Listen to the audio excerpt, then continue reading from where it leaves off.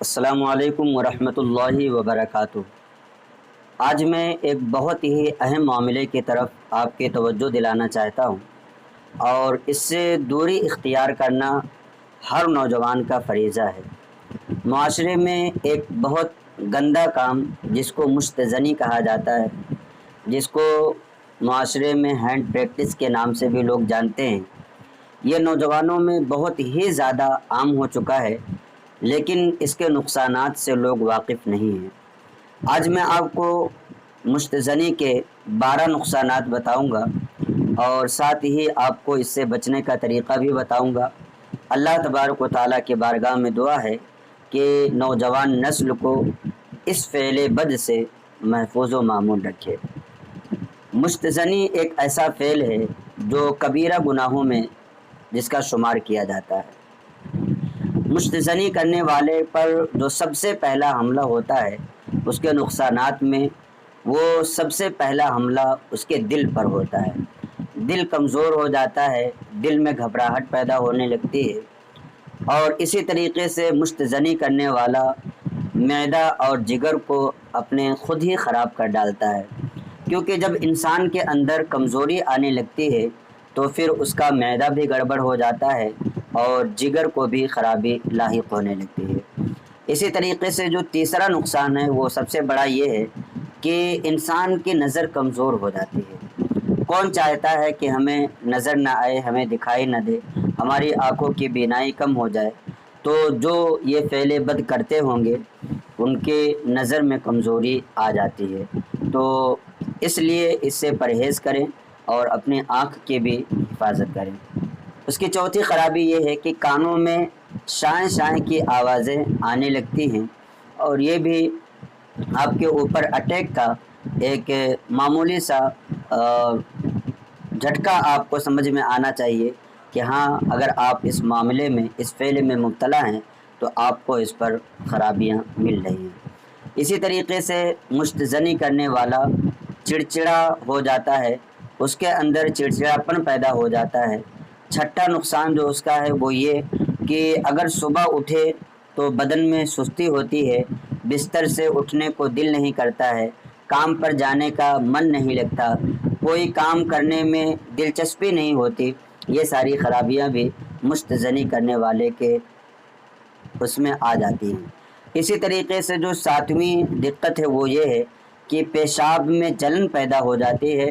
اور دھیرے دھیرے جب یہی پیشاب میں جلن ہونے لگے تو پیشاب کے راستے سے مواد بھی نکلنے لگتے ہیں، اور پھر انسان کو اتنی تکلیف ہوتی ہے کہ وہ پیشاب کرنے میں بہت زیادہ دوری اختیار کرتا ہے کہ پیشاب کرنے جانا ہی نہ پڑے، کیونکہ جب اتنی تکلیف ہوتی ہے تو وہ برداشت کرنے کا مادہ نہیں رکھتا، اور پھر وہ پیشاب کرنے جانے سے گھبراتا بھی ہے۔ اسی طریقے سے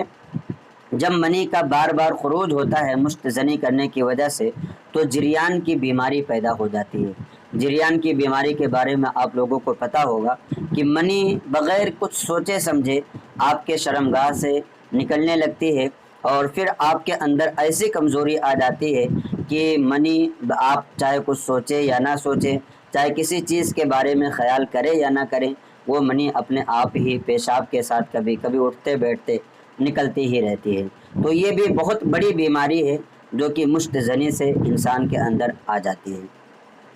اسی طریقے سے انسان ڈھیلا ہو جاتا ہے، کمزور ہو جاتا ہے، اس کے شرمگاہ میں، اس کے آلے میں ٹیڑھا پن ہو جاتا ہے، جس کی وجہ سے وہ بیوی کے لائق بھی نہیں رہتا ہے، اور شادی کرنے کے بعد بہت سارے مرد حضرات دوائیوں کے چکر میں پھر لگ جاتے ہیں، پہلے گناہوں میں مبتلا رہے اور اس کے بعد جب بیوی کے کام کے لائق نہ رہے تو پھر وہ ڈاکٹروں کی طرف رجوع کرنا، ڈاکٹروں کا چکر لگانا، اس طریقے کے سارے مسائل پیش آتے ہیں۔ اور اگر ڈھیلا پن نہ بھی ہو، ٹیڑھا پن نہ بھی ہو، اور تو بیوی کو کم سے کم وہ مطمئن نہیں کر سکے گا، یا اگر کبھی ان کیس مطمئن کر بھی لے جائے تو ایسی صورت میں وہ اولاد سے عام طور پر ایسے لوگ مایوس رہتے ہیں، ایسے لوگوں کے یہاں اولاد نہیں پیدا ہوتی، اس لیے کہ ظاہر سی بات ہے جب وہ اپنا سارا مادہ پہلے ہی ختم کر چکے ہیں شادی سے پہلے ہی، تو اب بیوی کے اندر کون سا مادہ جائے گا؟ جس سے ان کے یہاں بچہ پیدا ہو۔ تو اس طریقے سے بھی آپ کو بچنا چاہیے، اور ڈھیلے پن کے شکار ہو جائیں گے اور بیوی کے لائق بھی نہ رہیں گے تو ظاہر سی بات ہے آپ ہی کو رسوائی اور شرمندگی ہونے والی ہے۔ اسی طریقے سے 10ویں خرابی جو ہے وہ یہ ہے کہ کمر میں انسان کے درد ہونے لگے، چہرہ زرد پڑ جائے، پیلا پڑ جائے، آنکھوں میں گڑھے ہو جاتے ہیں۔ آپ نے اگر کسی ایسے سے آپ کا رابطہ ہوا ہو، کسی کو دیکھا ہو، تو اس کی آنکھوں کو دیکھ کر ہی پتہ لگتا ہے کہ ہاں یہ کسی فعل بد میں مصروف رہتا ہے۔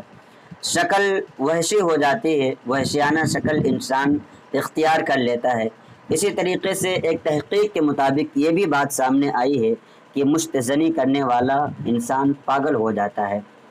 1000 پاگلوں کا ایک بار جب تجربہ کیا گیا تو اس میں 414 لوگوں کا معاملہ اس طریقے سے سامنے آیا کہ وہ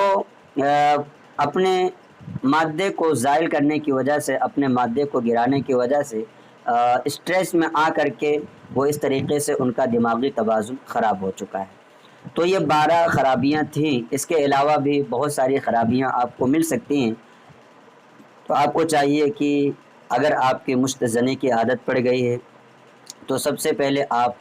اللہ تبارک و تعالیٰ کے بارگاہ میں توبہ کر لیں، اللہ تبارک و تعالیٰ سے عہد کریں کہ الہ العالمین آئندہ کبھی بھی اس طرح کے گناہ کی طرف میں نہیں جاؤں گا۔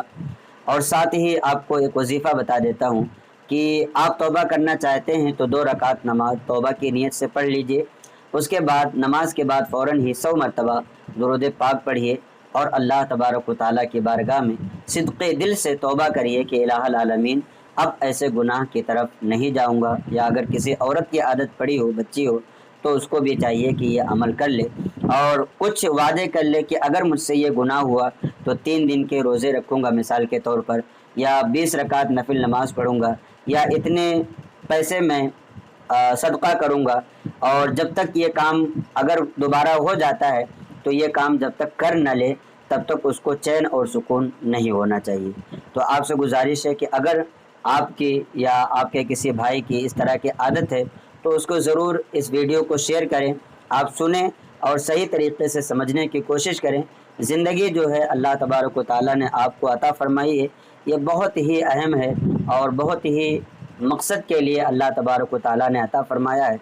آپ ایسے ہی بے مقصد زندگی کو اپنے ضائع نہ کریں، اللہ تبارک و تعالیٰ کی بارگاہ میں توبہ کرتے رہیں، استغفار کرتے رہیں۔ اور اس سے بچنے کا جو طریقہ سب سے اہم ہے وہ یہ ہے کہ اگر آپ کے شادی کی عمر ہو چکی ہے، ظاہر سی بات ہے شادی کی عمر ہو چکی ہے تبھی آپ سے یہ کام ہو رہا ہے تو شادی کر لیں۔ شادی اگر فی الحال نہیں ہو پا رہی ہے تو روزوں کی کثرت کریں۔ اللہ کے رسول صلی اللہ تعالیٰ علیہ وسلم نے ارشاد فرمایا ہے کہ نفس کو مارنے کے لیے روزہ بہت بڑا ڈھال ہوتا ہے۔